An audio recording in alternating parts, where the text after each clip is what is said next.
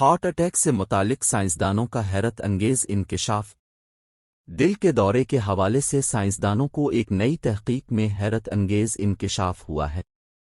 سب کچھ جانے سے پہلے میری YouTube channel Haqqani information official channel subscribe کرو تک آپ کو نیا معلومات مل جائے۔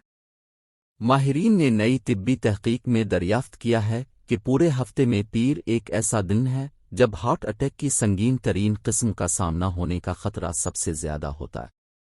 بلفاسٹ health and social care trust کی اس تحقیق میں الفلینڈ کے اسپتالوں میں 2013 سے 2018 کے درمیان ہارٹ اٹیک کے باعث زیر علاج رہنے والے 10,000 سے زیادہ مریضوں کا جائزہ لیا گیا۔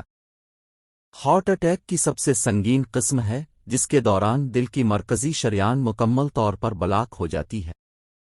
تحقیق میں دریافت کیا گیا کہ کیسز کی شرح کاروباری ہفتے کے آغاز میں سب سے زیادہ ہوتی ہے، یعنی بیشتر ممالک میں پیر وہ دن ہے جب اس کا خطرہ سب سے زیادہ ہوتا۔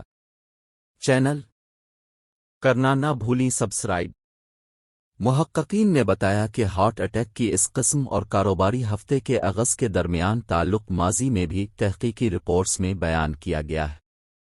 انہوں نے کہا کہ ابھی اس کی وجہ تو واضح نہیں، مگر ممکنہ طور پر کئی عناصر اس حوالے سے کردار ادا کرتے ہیں۔